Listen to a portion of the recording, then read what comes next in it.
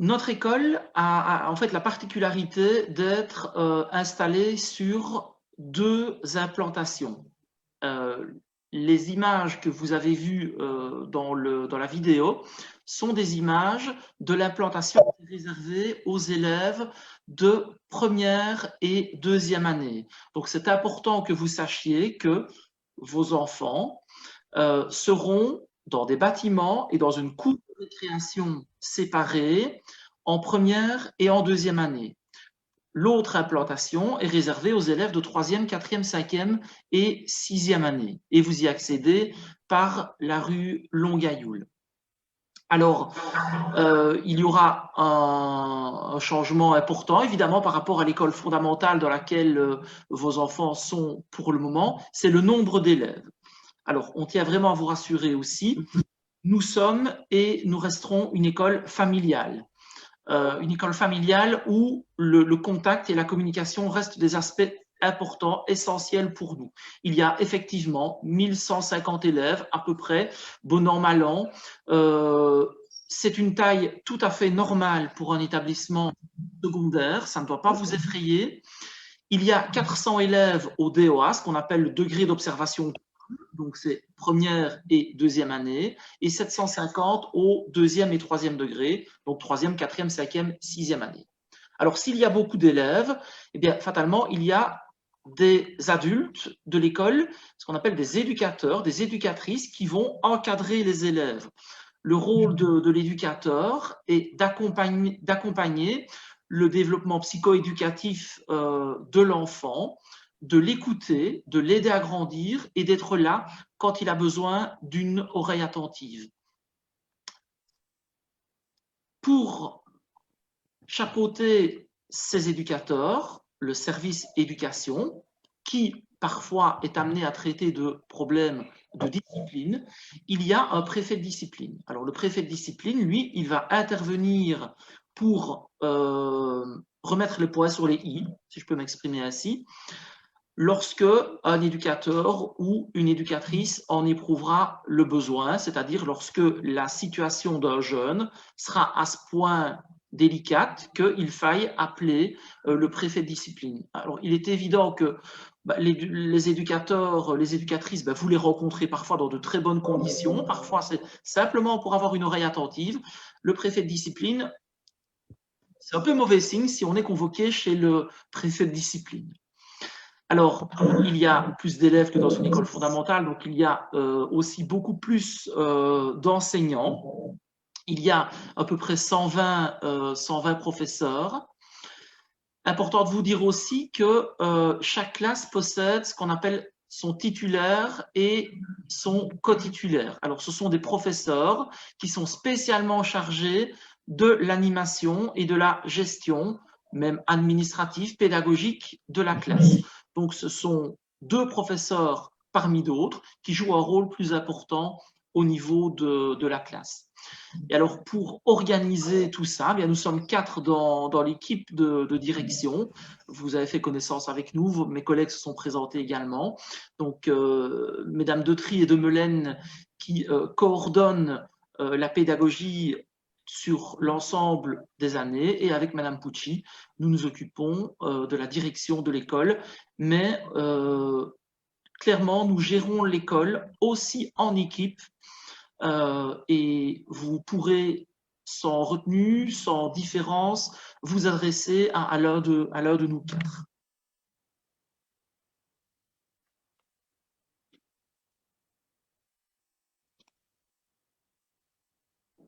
Vos enfants sont en 6e primaire pour le moment et à la fin de l'année, une grande échéance arrive, le passage du CEB.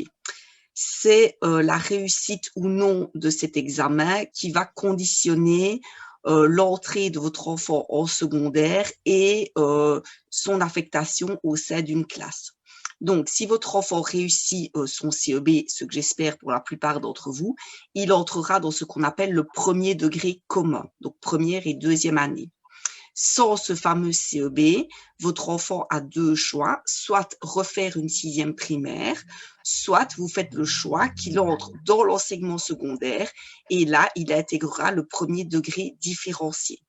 au cours duquel, en première année, il va revoir la matière de la 6e primaire et où il pourra repasser son CEB en fin d'année et l'obtenir.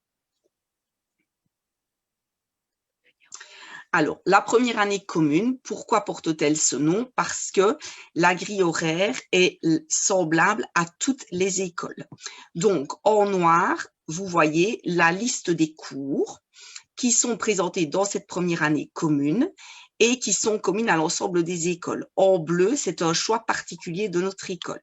Donc, à côté de la liste de cours, vous avez des chiffres et ces chiffres, en fait, indiquent le nombre d'heures de cours par semaine. Donc, la religion catholique est donnée à raison de 2 heures sur la semaine. Éducation physique, 3 heures. Français, 6 heures. Mathématiques, 4 heures. Études du milieu. Donc, études du milieu, qu'est-ce que c'est? C'est un peu nouveau et pas tellement pour vos enfants. C'est la poursuite, en fait, du cours d'éveil qu'ils ont pour l'instant dans l'enseignement primaire. Et ça se donne à raison de 4 heures par semaine.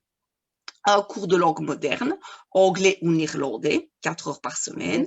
3 heures de sciences, 1 heure d'éducation artistique, donc là c'est plus de la fibre artistique, donc du dessin, et l'éducation par la technologie, 1 heure par semaine également, où là ça va être plus de la mise en pratique, soit des petits labos, des petits modules où on fait passer de l'électricité, des petits modules où on travaille le bois.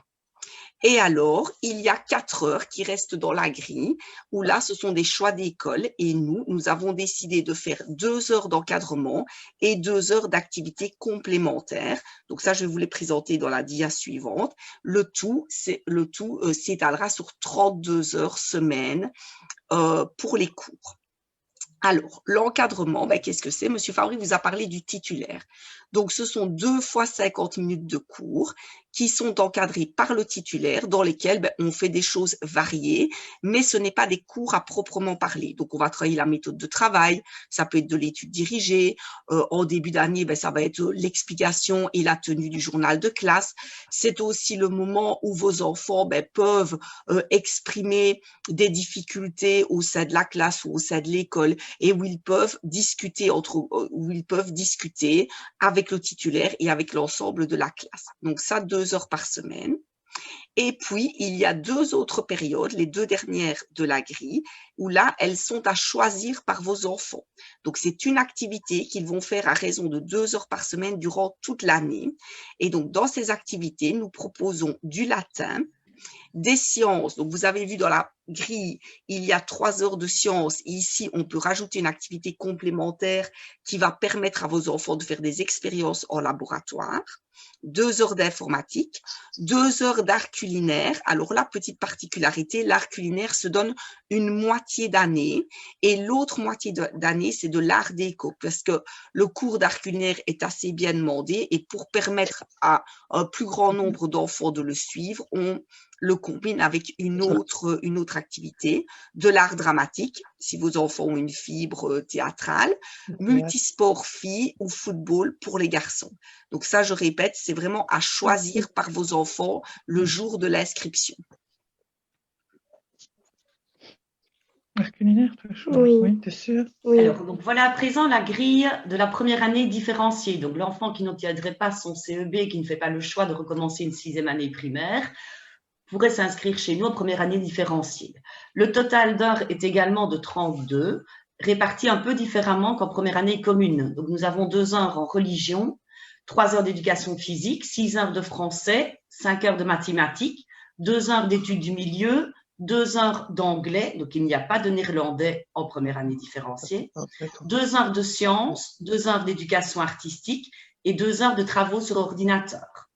L'encadrement est également présent à raison de 2 heures par semaine et ici nous avons 4 heures d'activité complémentaire. Donc il y a plus d'activités complémentaires en première année différenciée par semaine qu'en première année commune. Et le total est également de 32 heures.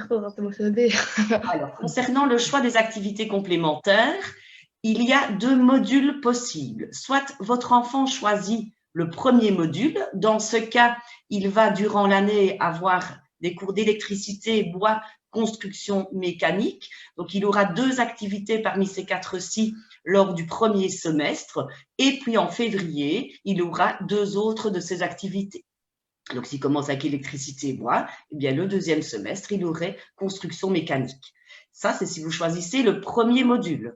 Maintenant, vous avez le choix du deuxième module où là, il s'agit d'art culinaire, donc la cuisine, et d'art déco. Art culinaire, 2 heures semaine, toute l'année. Art déco, 2 heures semaine, toute l'année. Alors, ici, on va vous présenter la journée type en première année. Donc là, ça diffère un peu d'une école à l'autre parce que tout dépend un peu l'heure à laquelle on commence les journées. Donc, l'école ouvre ses portes à 7h45. Vous avez vu dans la petite vidéo que les enfants de première et de deuxième année entrent et sortent de l'école par l'avenue des Martyrs, donc sur la grande route. Donc, l'école ouvre à 7h45. Maintenant, vos enfants ne sont pas obligés d'être là à 7h45. Les cours démarrent pour 8h15, mais à 8h15, tout le monde doit être dans la cour. Alors, je l'ai dit un tout petit peu avant, en première année et jusqu'à la fin des années secondaires, 1 heure de cours, c'est un peu particulier, c'est 50 minutes. Donc, la journée commence à 8h15 pour 2 périodes de cours. Ensuite, il y a 15 minutes de récréation. Puis ensuite, encore 2 périodes de cours, donc 2 fois 50 minutes. Un temps de midi, qui est également de 50 minutes. Vous avez pu voir dans la petite vidéo qu'en période hors Covid, les élèves de première et de deuxième année mangent dans le réfectoire selon 2 temps de midi séparés. D'abord les premières années et puis les deuxièmes. Puis, on recommence l'après-midi à 12h40 avec 2 périodes de cours, une récréation de 15 minutes et enfin une dernière période de cours de 50 minutes. Donc, pour tous les élèves de première et de deuxième année, on termine la journée à 15h25. Alors, après 15h25, il y a une possibilité soit de s'inscrire à l'école des devoirs. Donc là, c'est sur inscription préalable. On ne peut pas décider d'y aller un jour et pas le lendemain. Il y a également des cours de remédiation, donc de rattrapage en français, maths, langue. Et il y a également une étude. Alors, la différence entre l'école des devoirs et l'étude, c'est que l'étude, on n'a pas besoin d'inscription. C'est surveillé par des éducateurs et les enfants travaillent en autonomie. Et l'école des devoirs, c'est sur inscription, comme je l'ai dit précédemment, et c'est encadré par un professeur qui aide à la réalisation des devoirs. Donc, le professeur n'est pas là pour faire les devoirs à la place, mais pour donner des indications. Et donc, la journée se termine à 16h15 pour tout le monde. Alors, dans la petite vidéo, vous avez pu voir passer, peut-être de manière un peu rapide, un horaire de cours qui va s'afficher. Voilà, donc votre enfant, dès son premier jour à l'école, va recevoir un horaire tel qu'il est présenté comme ici, où il y a les 32 heures de cours que je vous ai présentées précédemment, et c'est la même chose pour les premières différenciées, sauf que les cours ne sont pas au même nombre d'heures. Donc, par exemple, notre classe ici de première A commence tous les lundis matins de 8h15 à 9h55 avec le cours de français. Donc, chaque cours est identifié par une couleur. Donc, vous pouvez remarquer sur cet horaire, ils commencent tous à 8h15. Ils ont tous leur temps de midi à 11h50. Le mercredi, 4 heures de cours, on termine à 11h50. On termine à 15h25. Et il n'y a pas d'heures de fourche, pas d'heures d'études qui sont prévues dans les horaires de première et de deuxième année.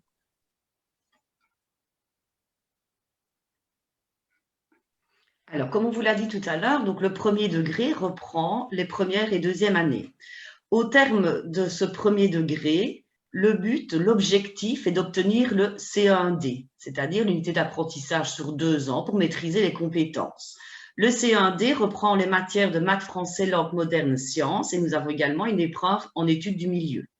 Donc, il faut obtenir son CE1D pour accéder au deuxième degré de son choix, à savoir accéder à une 3e année.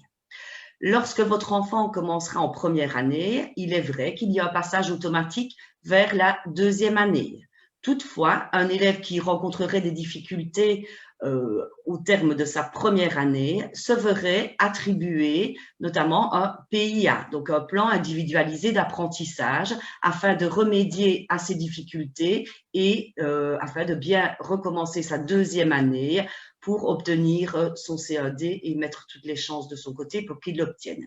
Donc, il est très important, malgré ce passage automatique vers la deuxième année commune, que les élèves de première année aient un travail régulier, qu'ils soient présents à l'école, qu'ils soient actifs en classe et qu'ils travaillent donc chaque jour au moins 1h30 par jour. C'est très important pour veiller à cette réussite puisque les apprentissages sont sur 2 ans. Donc, le CAD reprend la matière de la première et de la deuxième année.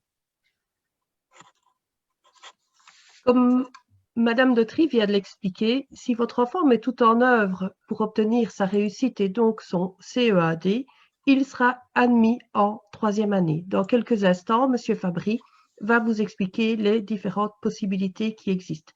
Si par contre votre enfant rencontre quelques difficultés et qu'il n'obtient pas son CEAD, il devra réaliser une 2e année supplémentaire avec un PIA.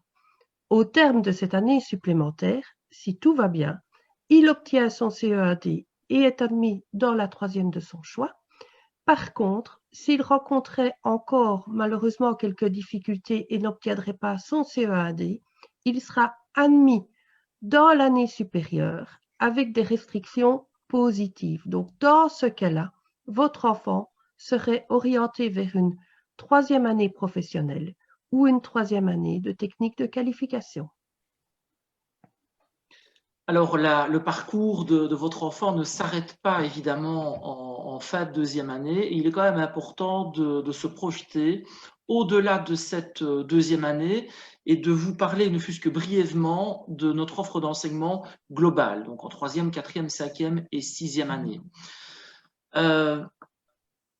4 filières possibles: l'enseignement général, l'enseignement de transition, qui ont la particularité de présenter la même formation commune de base, donc le même nombre d'heures de français, de maths, de sciences, de géographie, d'histoire, etc.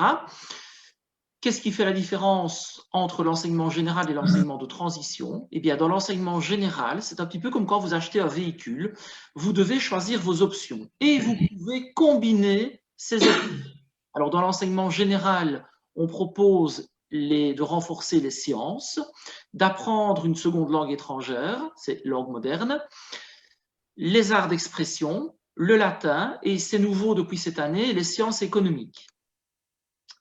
Ces options se donnent à raison de 4 heures semaine, excepté le cours de sciences qui, lui, passe de 3 heures alors à 5 heures par semaine. Dans l'enseignement de transition, même base que dans l'enseignement général, simplement on ne peut pas combiner des options parce qu'elles représentent déjà 8 heures chacune. Ce sont les sciences sociales éducatives et l'informatique. Votre enfant pourrait aussi très bien choisir de s'orienter vers l'enseignement technique de qualification où il suivrait une formation en électromécanique qui vise au final la programmation d'automates, la gestion, donc on est dans le monde de l'entreprise, et les techniques sociales et d'animation. Et enfin, il pourrait aussi choisir d'apprendre un métier au cours de l'enseignement secondaire via les arts, la menuiserie, la maçonnerie, l'électricité et la mécanique. Il est important de vous préciser que chacune de ces formations mène à la délivrance du CESS, c'est-à-dire le certificat d'enseignement secondaire supérieur. Donc cette année CEB, puis CE1D après la 2e année, et enfin, quand on se dira définitivement au revoir, le CESS en fin de parcours au centre scolaire. Alors, la vie en première année commune, c'est aussi. Donc, lorsque les élèves quittent la 6e primaire, il est vrai que on a souvent une appréhension de la grande école, d'arriver en secondaire. Maintenant, on essaye au sein de l'école d'essayer justement de faire en sorte que ce passage se fasse en douceur et le mieux possible pour nos élèves.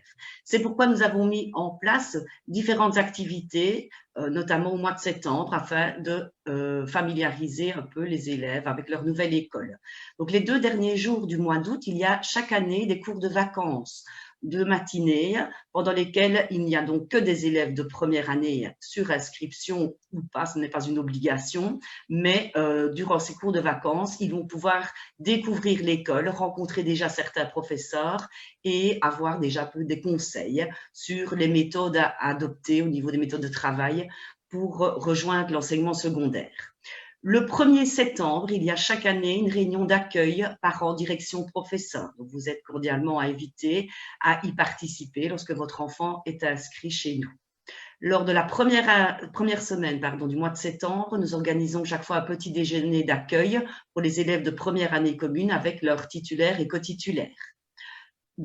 Souvent vers la 3e semaine de septembre, nous organisons une journée complète d'accueil à Wégimont, qui est notamment prise en charge par des élèves de notre section technique sociale qui animent les élèves de première année.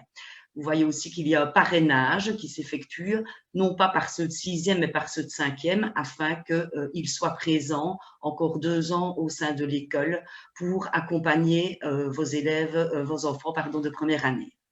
Nous avons également en période, donc au mois de décembre, le brunch de Noël et une journée récréative fin juin. Donc, vous voyez qu'il y a énormément d'activités. Il y a celle-ci, il y a aussi des portes ouvertes, il y a d'autres choses qui sont encore activités à organiser, mais l'accueil donc est quelque chose de très important au sein de notre école.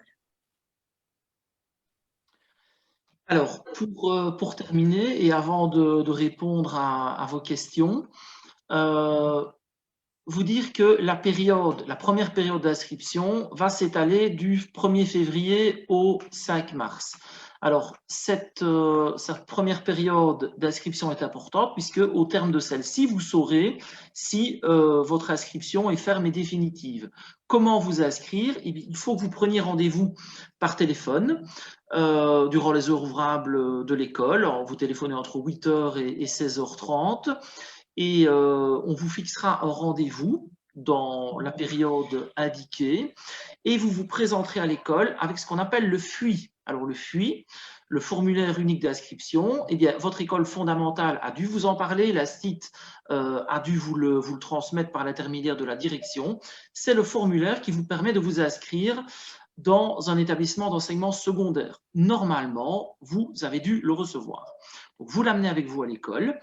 Et vous prenez bien soin aussi d'emporter ce qu'on appelle le volet confidentiel et de compléter ce volet confidentiel. Pourquoi est-ce que c'est un volet confidentiel? Parce qu'il va contenir vos choix d'école. Alors, il est évident que si vous venez rentrer ce formulaire d'inscription au centre scolaire Sainte-Julienne, vous aurez mis Sainte-Ju en tête de liste, mais vous devrez aussi indiquer d'autres écoles dans l'hypothèse où il n'y ait plus de place au centre scolaire Sainte-Julienne. C'est pour ça qu'il est important de vous présenter durant la première période d'inscription. Et vous emporterez aussi la carte d'identité de votre enfant pour compléter cette inscription.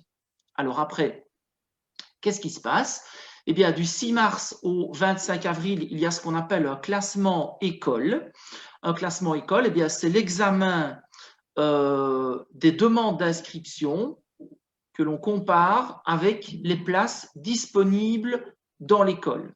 Alors, nous avons pris aussi la décision d'ouvrir une classe supplémentaire en première année de façon à pouvoir accueillir toutes les demandes. Alors, éventuellement, il pourrait y avoir un classement selon les priorités dans l'hypothèse où le nombre de demandes d'inscription excéderait le nombre de places disponibles. Mais comme je vous le disais précédemment, on a pris nos précautions en ouvrant une classe supplémentaire. Et enfin, pour les retardataires, du 26 avril au 31 août, il y aura une reprise des inscriptions qui, là, seront prises dans l'ordre chronologique. on vous demande simplement, pour le confort de tout le monde, d'être prévoyant. Pucci, c'est à vous. Oui, nous vous avons présenté succinctement notre école et notre offre d'enseignement. Nous vous remercions pour votre attention et pour votre participation. Donc maintenant, si vous avez des questions, nous allons tenter d'y répondre de la manière la plus adéquate possible. Juste une petite précision, dans le diaporama, je vous ai expliqué que vos enfants entreraient par l'avenue des Martyrs. Au niveau des inscriptions, le secrétariat est situé sur l'implantation du D2, D3, donc il faudra entrer par la rue Long-Gailloul. Donc quand vous aurez votre rendez-vous, vous vous présentez. Donc, c'est l'arrière de l'école. Il y a un parking qui est situé en face de l'accueil et on vous dirigera vers le secrétariat. Donc, voilà, je vous laisse poser vos questions. Donc, petit rappel, soit la petite main, comme Monsieur Fabry vous l'a montré tout à l'heure, soit à main levée, comme à l'école, ou si les deux méthodes de main ne fonctionnent pas, vous pouvez tout à fait les inscrire par écrit également dans la messagerie. Alors, il y a des personnes évidemment qui n'ont pas activé leur vidéo. La main levée, votre bras levé, ça ne fonctionnera pas. Et lorsque vous souhaitez poser une question, eh bien, vous réactivez votre micro. Il y avait déjà une question écrite. On va peut-être commencer par celle-là. C'était une question relative aux activités complémentaires où Madame signalait qu'elle souhaitait des précisions par rapport à l'association des activités complémentaires. Donc, en fait, oui, lorsque je l'ai présenté ici, il y a eu une toute petite erreur de ma part. Donc, en fait, c'est l'art culinaire est combiné avec l'art dramatique et l'art déco est à part. Donc, c'est art culinaire et art dramatique. Vous pouvez aussi poser vos questions par écrit dans le fil de discussion. Je l'ai sous les yeux. Si vous ne souhaitez pas les poser oralement, il y avait une deuxième question qui était de savoir si l'enfant ne risquait pas de rencontrer des difficultés si elle ne suivait pas les 2 jours de cours qui ont lieu fin août. Voilà, donc je vais répondre à cette question. Donc les deux journées d'accueil de cours de vacances, on ne va pas voir de la matière proprement dite. Donc, il n'y aura pas un déficit matière pour commencer les cours du 1er septembre. C'est juste que ça dédramatise le 1er septembre pour l'élève lorsqu'il est déjà venu 2 jours. Il n'arrive pas en terrain inconnu le 1er septembre, mais non, ne vous tracassez pas par rapport à cela. Ils ne sont pas obligatoires, tous les élèves n'y viennent pas. Ça a du succès, c'est vrai, parce que beaucoup aiment bien y venir, mais ce n'est pas une obligation et votre enfant ne rencontrera pas des difficultés lorsqu'il arrivera le 1er septembre s'il n'est pas venu au cours de vacances. Alors, il y a une autre question qui est de savoir s'il y a un parking vélo. Alors, oui, il y en a. Pardon. Peut-être répondre à cette question. Oui, effectivement, il y a des parkings vélo. Je viens d'ailleurs en vélo régulièrement et d'autres enseignants viennent en vélo. Il y a un parking vélo sur chacune des implantations. Donc, les élèves de première et deuxième année peuvent entrer avec leur vélo dans le bâtiment et puis ils sont dans la cour de récréation et puis ils déposent leur vélo dans des rails à vélo qui se trouvent dans la cour. Ils ne sont pas abrités pour l'instant, néanmoins. Okay, chez les grands, même principe aussi, il y a un parking à vélo. Mais on parle, ça ce sera pour le futur et c'est vrai qu'on envisage de demander à nos menuisiers de le construire. Il y a un parking vélo, mais pas encore un beau carport à vélo. Alors, l'autre question, c'était de savoir s'il y avait un bus scolaire pouvant effectuer des navettes de Blény jusqu'à l'école. Eh bien, il semblerait que c'est le bus 67 et de Sèvres le 68. Parfait. Alors, par où faut-il rentrer quand on vient pour les inscriptions? Donc, ça, Madame Pucci l'avait signalé, c'était rue Long-Gailloul. Si vous arrivez par la Grande Route, si vous montez la Grande Route au grand rond-point où il y avait la boulangerie Vieille-Voie, vous prenez la première à droite qui est la rue de Magné et puis tout de suite la première à gauche, vous allez voir c'est un peu particulier, c'est un espace partagé. Vous avancez, n'ayez pas peur sur la route et vous allez voir un parking sur votre droite et l'accueil de l'école est sur la gauche. Et nous sommes arrivés au bout des questions écrites. Je regarde sur les deux fenêtres, parmi tous les participants, s'il y a des mains levées. Je n'en vois Y pas. a-t-il des casiers, Monsieur Fabry? Y a-t-il des casiers? Alors, oui et non. Ça ne vous arrange pas comme réponse. En première et deuxième année, oui, il y a des casiers, mais ceux-ci prennent la forme d'armoires qui se trouvent en classe. Pourquoi? Parce que en première et deuxième année, c'est comme dans votre école fondamentale, vous ne changez pas de classe à toutes les heures de cours. Donc, vous avez une classe qui est attribuée donc, un local est attribué à la première A, un local à la première B, et ainsi de suite. Et donc, il y a des armoires qui se trouvent dans les classes et qui servent de casier. À partir de la troisième année, rappelez-vous, je vous ai parlé des options possibles après la troisième année.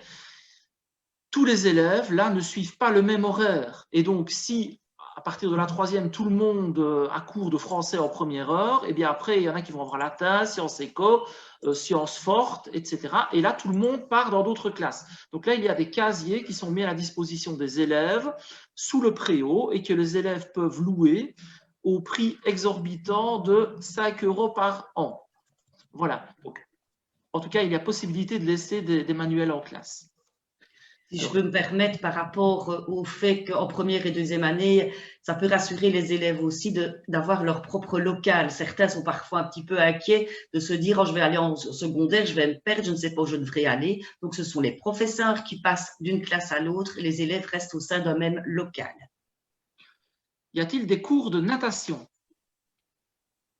Eh bien, malheureusement, non. C'était toujours de plus en plus compliqué à organiser. Mais je suis persuadée qu'en activité extrascolaire, vous trouverez la réponse, je vais dire, à cette activité.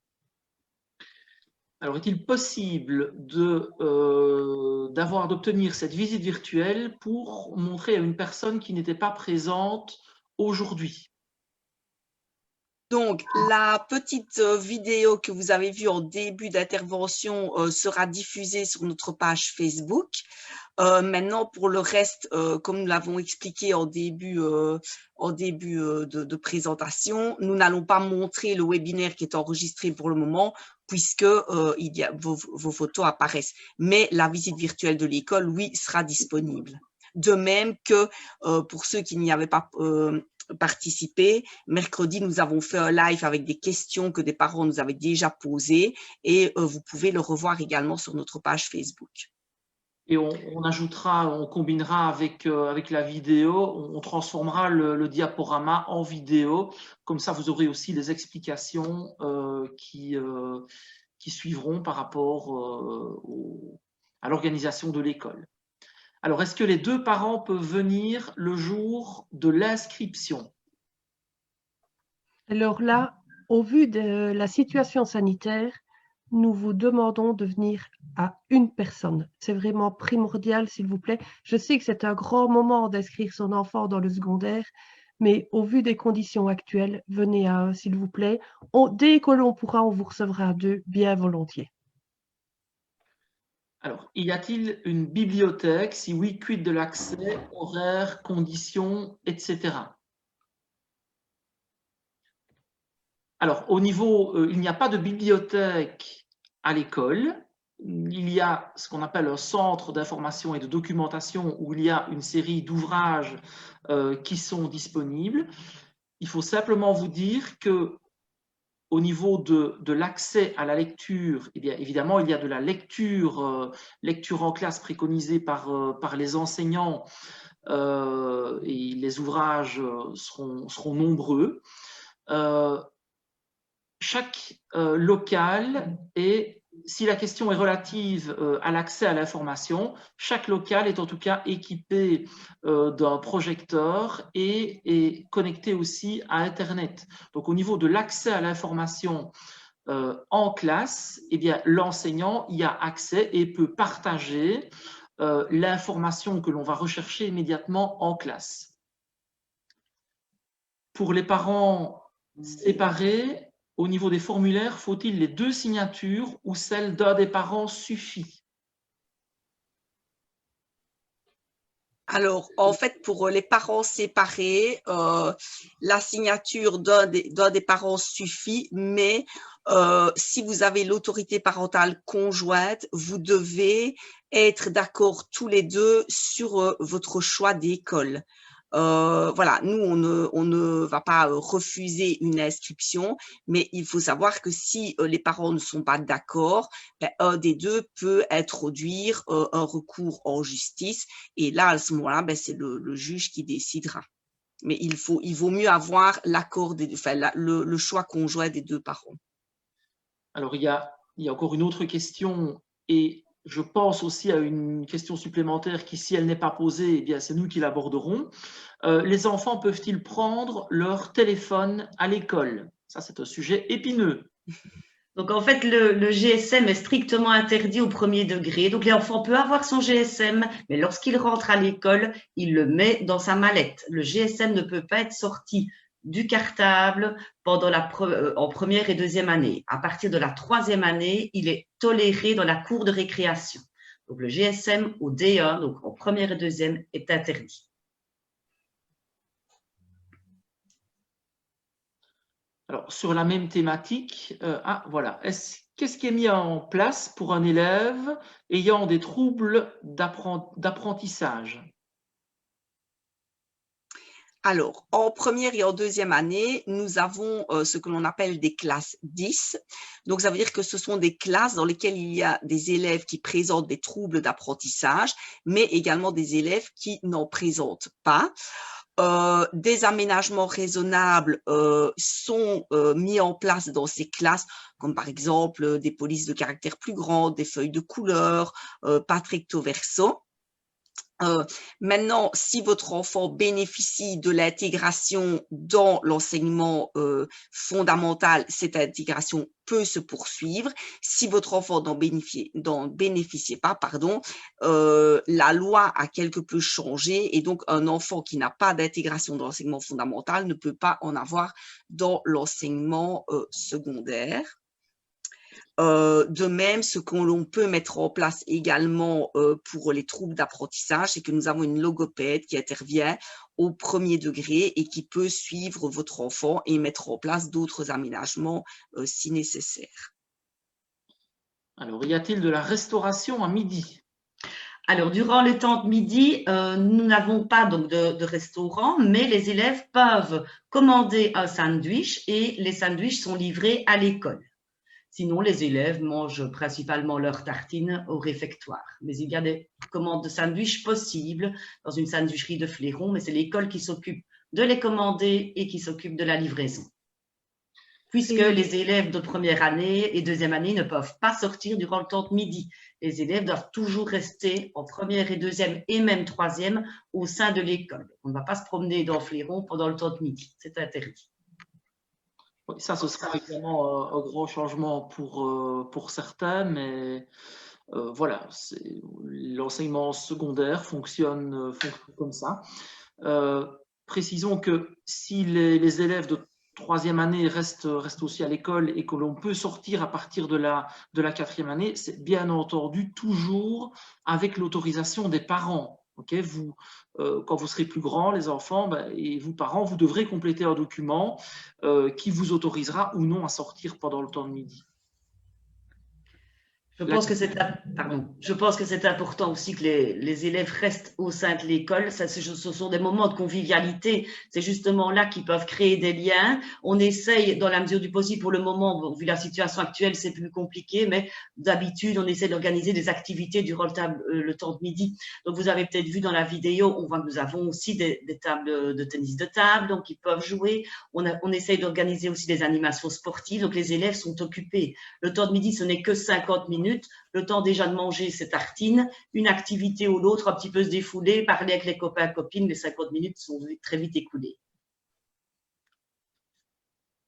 Personne n'a de questions relatives à la tenue vestimentaire?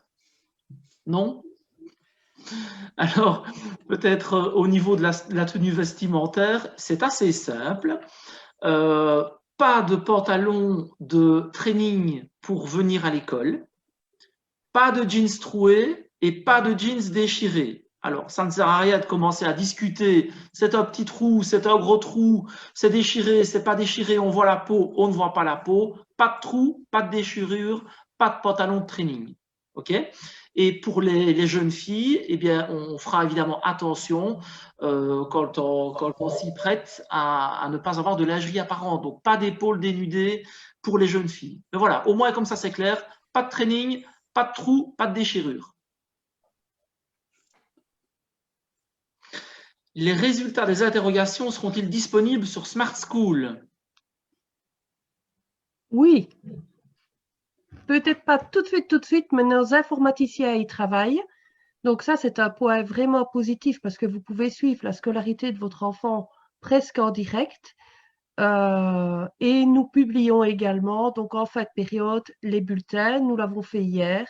C'est vraiment important pour vous, comme ça vous pouvez avoir accès à tout moment, je vais dire, à la situation scolaire de votre enfant et, je vais dire, réagir, l'encourager, le féliciter, je vais dire, par rapport aux résultats.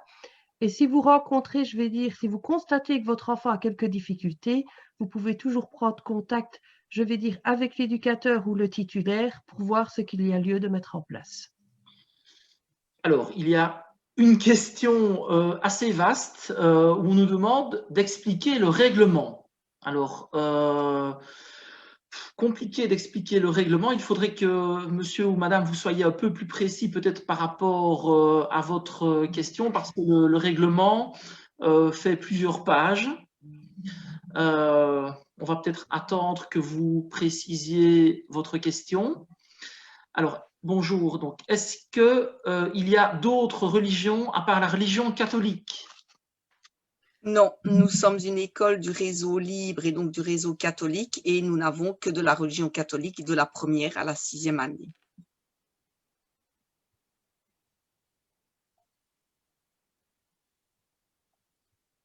En attendant peut-être que la précision par rapport au règlement vienne, il faut simplement que vous sachiez que nous ne sommes pas une école plus sévère ni plus laxiste qu'une autre école. Simplement, il faut apprendre à respecter un règlement. Dans la vie, il y a des règlements partout. Nous sommes par contre une école qui prône le dialogue. Et vous le constaterez lors de nos échanges, il arrivera bien à un moment donné sur toute la scolarité de votre enfant où un étudiant devra être peut-être rappelé à l'ordre, mais ça se fait, je vous rassure, toujours dans le dialogue avec un service éducation particulièrement efficace. Les parents sont-ils prévenus si l'enfant ne se présente pas à l'école le matin à 8h15? Oui, c'est vraiment important, je vais dire, de savoir où le jeune se trouve. Donc, si votre enfant est absent et que vous n'avez pas prévenu l'école, vous serez recontacté par les éducateurs. Alors, monsieur ou madame vient de préciser par rapport au règlement, c'est-à-dire comment les étudiants doivent-ils se comporter. Ben ça fait partie, je crois, des valeurs de l'école. Il y a tout d'abord le respect des autres étudiants et le respect des adultes. Respecter les autres étudiants, ben, c'est ne pas avoir de paroles blessantes, ne pas avoir d'attitude physique blessante. Respecter les adultes, c'est respecter, entre guillemets, l'autorité des adultes.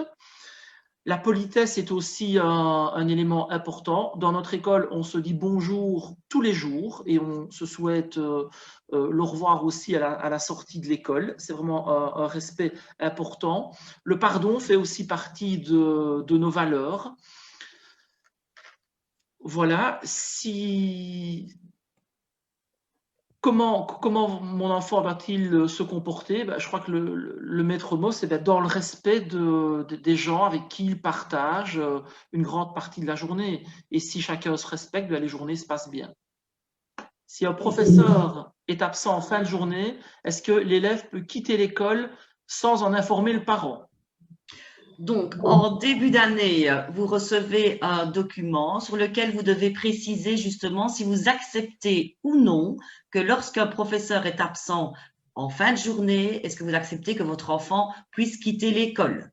Certains l'autorisent, d'autres parents non. Donc, ceux qui ne l'autorisent pas, les élèves vont 1 heure à l'étude. Donc, bien entendu, on ne quitte pas l'école sans une autorisation des parents. Précision pour la question précédente, est-ce qu'on sera prévenu avant 9 heures de l'absence d'un élève? Donc, les éducateurs font le tour des classes, en général la première heure de cours, voire la deuxième. Donc, on ne peut pas vous garantir que ce sera toujours avant 9 heures, mais avant 10 heures, c'est certain. Et des SMS sont envoyés, des SMS sont envoyés directement sur vos GSM. Et nous allons essayer aussi de passer l'année prochaine par des notifications Smart School. Que peut faire l'élève en cas de harcèlement et qu'est-ce qui est mis en place?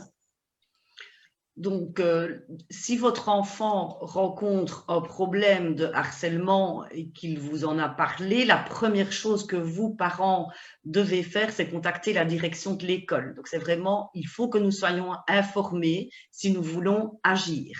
Sans le savoir, nous ne pourrions rien faire. Dès lors, à partir du moment où nous sommes prévenus, nous prenons les choses en main avec le service éducation, avec le préfet de discipline. Les enfants sont écoutés, accompagnés et nous analysons la situation et vous aurez toujours un retour de ce problème qui serait apparu. Nous vous donnerez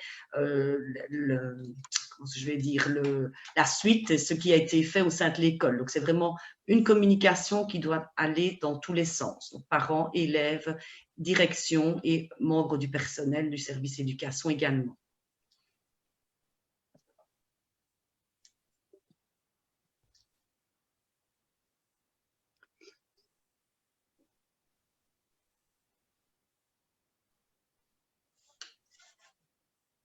Les enfants qui suivent, vous n'avez pas de questions? Je pense exactement la même chose. J'en vois quelques-uns à l'écran. À mon avis, derrière les caméras, il doit y en avoir. Je suis certain que vous avez 1 ou 2 questions un petit peu plus pratiques par rapport au déroulement de la journée, non? C'est le moment, n'hésitez pas, on est là pour ça. Est-ce que, par exemple, vous faites un oui de la tête, il y en a quelques-uns que je vois, est-ce que vous n'avez pas peur de vous perdre dans l'école? Non? Ben voilà Monsieur Fabry. Est-ce qu'il y a des charges? Les charges. Donc, en début d'année, c'est justement tout à l'heure où vous avez parlé du rôle du titulaire. Eh bien, le titulaire de classe, en début d'année, il crée ce qu'on appelle le tableau des charges. Donc, qu'est-ce qu'on doit faire? Ben, il y a une personne qui est chargée, donc ça change chaque semaine, une personne chargée par exemple, je sais pas moi, distribuer les feuilles, une personne chargée de faire le tableau, de fermer les fenêtres, donc de remplir le journal de classe témoin, parce que ça c'est important aussi. Donc votre enfant a un journal de classe, mais dans chaque classe, il y a également un journal de classe témoin qui permet justement aux élèves qui auraient été absents, mais qui n'auraient pas eu le temps de tout noter à un cours ou l'autre, d'aller le consulter pour se remettre en ordre. Donc le journal de classe témoin fait partie aussi, le fait de le compléter, d'une charge. Donc, une personne le complète à chaque heure de cours, chaque semaine, et une personne différente la semaine suivante. Alors, à quelle heure est-ce qu'on termine le premier jour des cours? À 11h50. Donc, les premières années rentrent le 1er septembre à 9h et ils quittent l'école à 11h50 ce jour-là. Est-ce qu'il y a des sorties pendant l'année? Oui, mais à l'heure actuelle, malheureusement, non. Mais dès que nous serons revenus dans une situation normale, oui, il y a des activités culturelles, des activités sportives, en fonction de l'actualité, de ce qui est proposé dans la région, en fonction de la pédagogie dont les professeurs ont besoin. Donc, il se pourrait parfois qu'ils aillent voir une exposition. Donc, ne vous tracassez pas, des activités en extérieur, il y en a. Les cahiers sont distribués. Alors, vous allez recevoir en fin d'année, donc lorsque vous confirmerez votre inscription à l'aide de la preuve que votre enfant a eu son CEB ou si vous la confirmez sans l'aide du CEB parce que votre enfant va en première différenciée, vous recevrez une liste de choses à obtenir à acquérir pour le 1er septembre, mais nous ne distribuons pas de cahiers. Par contre, dans certains cours, il y a des livres, donc des manuels consultables, louables, et d'autres manuels dans lesquels on écrit. Et donc ça, ce sera distribué lors des premiers jours de cours par la procure de l'établissement. Vous pouvez peut-être poursuivre, Madame Pucci. Est-ce qu'il y a une liste de fournitures scolaires? C'est un peu dans… Donc, c'est ça que je viens de dire. Donc, il y aura la liste de choses à acquérir et on vous la distribuera en fin d'année. Donc, au mois de juin. Voilà, au mois de juin. Est-ce qu'on nous attribue des places en classe? Oui, justement, ça c'est le rôle du titulaire également. Donc, le titulaire attribue des places en classe. Il y avait une question avant, Monsieur Fabrice, sur les frais extrascolaires. Si oui, avoir une idée. Donc, en fait, les frais extrascolaires, cela va dépendre des activités réalisées à l'extérieur de l'école. Voilà, par exemple, Madame Detry vous a parlé de la journée à Ouégimont. La journée à Ouégimont, c'est une journée qui est prise totalement en charge par l'école. Maintenant, si les enfants allaient à une séance de cinéma, la séance de cinéma fait partie des frais extrascolaires et ça, c'est très, très difficile de donner un montant et de le chiffrer puisque ça va varier d'une année à l'autre. La question que je voulais aborder tout à l'heure pour rassurer peut-être les enfants à qui je demandais est-ce que vous n'avez pas peur de vous perdre à l'école, et Madame Pucci l'a un peu abordé quand elle a présenté l'horaire. Regardez, je vais repartager un petit écran, ok. A102. A102, ce sera peut-être le numéro du local dans lequel vous suivrez les cours. Et vous allez me dire, A102, c'est où? Aïe, aïe, aïe, je vais me perdre. Pas du tout. Quand vous êtes dans la cour de récréation, sur chaque bâtiment, il y a une grande lettre, ok, une lettre de l'alphabet. Alors, ce A102 est reproduit chaque fois sur votre horaire. Si vous savez que vous avez cours au A102, vous vous dirigez vers le bâtiment A. Le chiffre qui vient après, ça correspond à l'étage. Au 1, vous êtes au premier étage. Et les deux derniers chiffres, c'est le numéro de la porte dans le sens des aiguilles d'une montre. Donc A102, je vais dans le bâtiment A, je prends les escaliers pour monter au premier étage et je m'arrête à la deuxième porte dans le sens des aiguilles d'une montre. Vous ne vous perdrez pas. Question à laquelle on a déjà répondu, mais on peut encore repréciser. Y a-t-il des voyages scolaires, ski, mer, autres? Il n'y a pas de voyage en première année, ni en deuxième d'ailleurs. Donc, des activités, excursions de journée, oui, mais de voyages sur plusieurs jours, il n'y en a pas. Donc, il faudra attendre l'entrée en troisième année pour avoir des voyages qui pourraient être organisés. De même, là, ça dépend aussi un peu l'orientation choisie et les professeurs. Mais voilà, par exemple, on a régulièrement, hors période Covid, un voyage à Amsterdam en 4e année, par exemple. À quel moment le choix d'options doit-il se faire? Le choix des options. Je pense qu'on parle sans doute des activités complémentaires. Le choix des activités complémentaires. Donc, au niveau des activités complémentaires, donc il y en a en première année et deuxième année. Lorsque vous allez venir inscrire votre enfant, vous devrez choisir l'activité complémentaire. Donc, plus vite on a le choix, mieux c'est. En deuxième année, c'est pareil. Il s'agit aussi d'une activité complémentaire. On parle d'options à partir de la troisième année. Donc, lorsque votre enfant aura obtenu son CAD, qu'il accédera au deuxième degré, et bien là-bas, à ce moment-là, il devra choisir une option parmi les offres d'enseignement dont M. Fabry vous a parlé tout à l'heure. Je vais compléter la question parce qu'elle a été complétée sur les voyages scolaires. Oui, il y en a, donc pas en première, deuxième, mais il y en a régulièrement. Donc, par exemple, les élèves de latin vont à Rome 1 an sur 2, les élèves de 4e à Amsterdam, il y a un voyage Reto. Les 5e vont soit en Pologne, soit en Angleterre, mais bon, voilà, tout ça, c'est dans des périodes normales et nous avons dû tout arrêter malheureusement en mars de l'année passée. Et nous avons également les classes vertes pour l'enseignement différencié. Alors, on revient encore sur les frais en début d'année scolaire, photocopie, prêt de livres, peut-être sur le rythme auquel vous sont réclamés les frais scolaires. Donc, les frais scolaires, en fait, donc vous recevrez, donc vous ne devez rien payer à l'inscription ni le premier jour d'école. Vous recevrez via la plateforme Smart School une invitation à payer les frais scolaires à raison de 3 fois sur l'année. Et donc, voilà, tout se fait de manière numérique. Vous ne les recevrez pas par la poste. Et donc, s'il y avait une question relative aux frais scolaires dans le courant de l'année, vous pourrez vous adresser à l'Economa et à la Procure. Donc, ce sont 2 jeunes femmes qui sont en charge de l'Economa et de la Procure. Alors, est-ce qu'on peut demander à être avec un ou une amie en classe et à partir de quand? Donc, oui, vous pouvez demander, lorsque vous allez inscrire votre enfant en première année, il y aura un espace dans le formulaire sur lequel vous pourrez indiquer le nom de 2 personnes avec lesquelles vous souhaiteriez être en classe. Nous demandons que ce choix soit bien évidemment réciproque. Donc, il faut que les personnes que vous mentionnez sur le formulaire vous mentionnent également, elles, sur leur propre formulaire.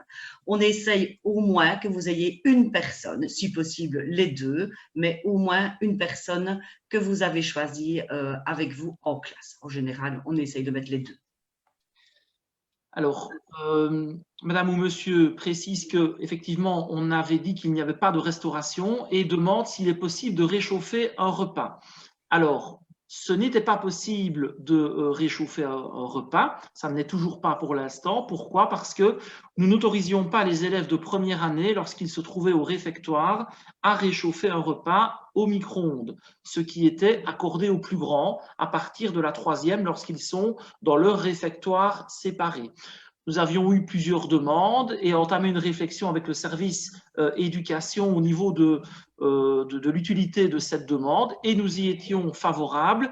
Et puis évidemment, voilà, le Covid est arrivé et pour l'instant, et tant que nous serons en code orange ou en code rouge, il n'est pas raisonnable de permettre à des enfants de manipuler un micro-ondes et de toucher un appareil qui va réchauffer des repas.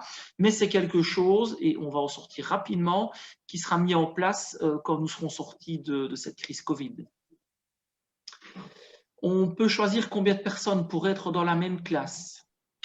Donc, comme je viens de le signaler, sur le document, vous pouvez indiquer le nom de 2 personnes. Est-ce qu'il y a des devoirs via informatique entre élèves et professeurs hors période Covid?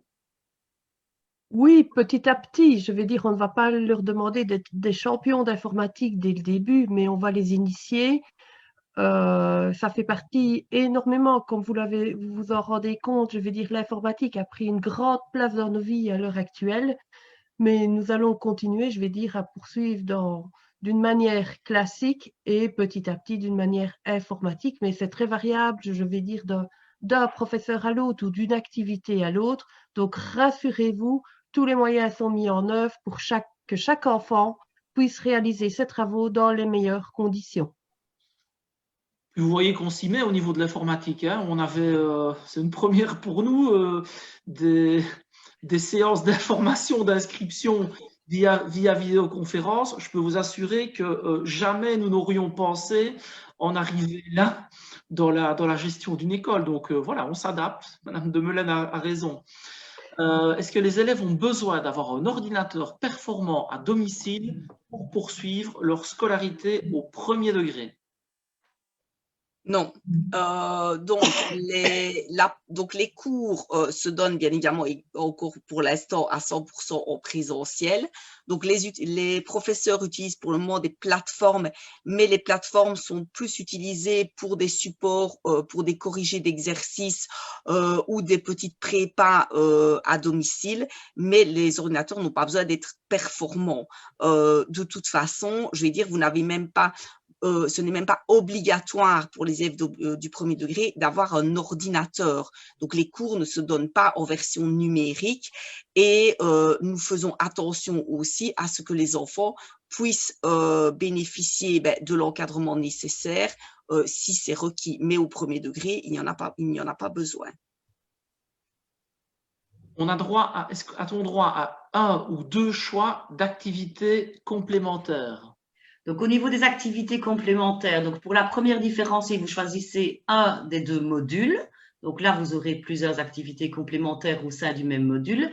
Au niveau de la première année commune, on vous demande de choisir 2 activités complémentaires, mais vous n'en aurez qu'une. On vous demande de mettre numéro 1, celle que vous préférez. Numéro 2, c'est au cas où ce ne serait pas possible de vous octroyer la première, on vous mettrait ainsi la deuxième activité. Donc, vous en choisissez 2 et vous en avez une à raison de 2 heures semaine toute l'année. Sauf si vous prenez art culinaire et art dramatique, où là, c'est semestriel.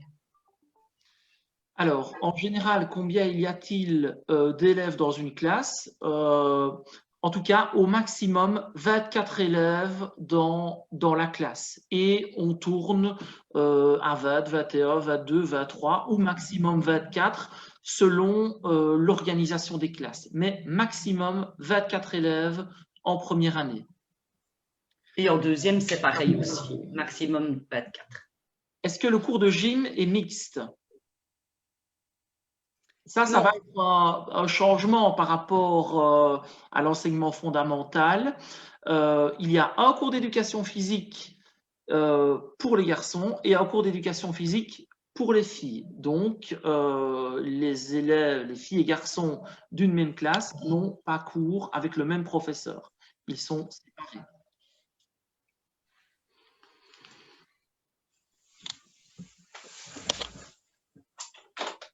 En tout cas, on veut vraiment vous remercier pour, enfin, on n'a pas encore terminé, mais pour la richesse des questions que vous posez. Il y a beaucoup de questions que nous n'avions pas abordées dans notre présentation et vous avez raison de les poser. Et merci aussi de rester et d'être attentif aux questions que d'autres parents posent et pour votre bienveillance, en tout cas, dans vos questions et dans vos réponses. Ça fait vraiment énormément plaisir et on veut vraiment apprendre ça aussi aux étudiants. Ça coûte rien de dire bonjour, ça ne coûte rien de dire merci lorsqu'on doit poser une question et lorsqu'on a répondu à une question. Pour le choix de l'art culinaire, est-on obligé de suivre l'art dramatique? Oui, donc ces 2 activités-là vont de pair. Donc, comme Madame Pucci vous l'avait expliqué tout à l'heure, en fait, en art culinaire, on ne peut accueillir que 14 élèves à la fois.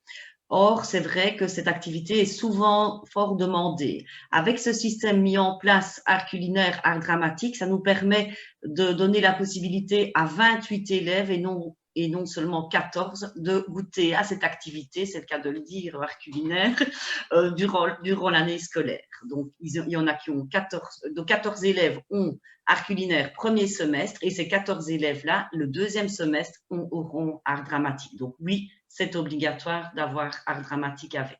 C'est atelier d'expression et de communication, hein, donc les élèves vont apprendre autant à s'exprimer à l'oral qu'à l'écrit et c'est une activité qui est très intéressante aussi. Ça permet d'apprendre à prendre la parole, d'être à l'aise dans un groupe, donc ça peut apporter énormément de choses positives aussi à votre enfant. Madame Pucci va repréciser, hein, vous l'avez déjà expliqué un petit peu tout à l'heure. Est-ce qu'on a des profs différents à chaque cours, Madame Pucci? Oui, vous avez des profs différents à chaque cours, mais il se peut que vous ayez un même professeur pour 2 cours. Par exemple, français religion ou religion et sciences, parfois c'est le même professeur, mais oui, vous aurez une moyenne de 7-8 profs différents sur la semaine.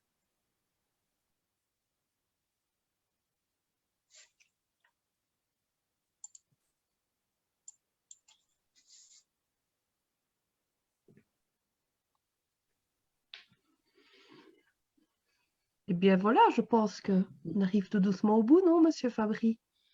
Encore une ou deux, sans doute. Voilà, on reste tout le temps dans la même classe où on doit changer. Donc, en fait, au niveau du premier degré, les classes ont un local attribué. Donc, si vous faites partie des élèves de la classe de 1 à, ben, vous serez peut-être dans le local D106 et vous resterez toute la semaine OD 106 et ce sont les professeurs qui viendront dans votre classe. Donc, vous restez dans votre local, ce sont les professeurs qui circulent. Question à laquelle on a déjà répondu, mais on vous le reprécise tout de même. Oui, le cours de religion catholique est le seul cours de religion organisé dans l'école et le cours de religion catholique est obligatoire, au même titre que le cours d'éducation physique d'ailleurs. Ce sont des cours tout aussi importants que les autres. Je pense qu'il est important de préciser que c'est un cours qui est donné dans un esprit d'ouverture et de dialogue, qui vous fera également découvrir les autres religions, ça vous donnera la possibilité d'échanger. Je pense que s'il n'y a plus de questions… Oui. Si vous aviez encore des questions, n'hésitez pas à les poser via la page Facebook ou via l'adresse Internet que vous avez déjà utilisée pour certains d'entre vous pour vous inscrire à cette présentation. Donc, je la rappelle, info@sainte-julienne en toutes lettres.be, la page Facebook, où vous pouvez également poser vos questions en téléphonant à l'école et nous y répondrons.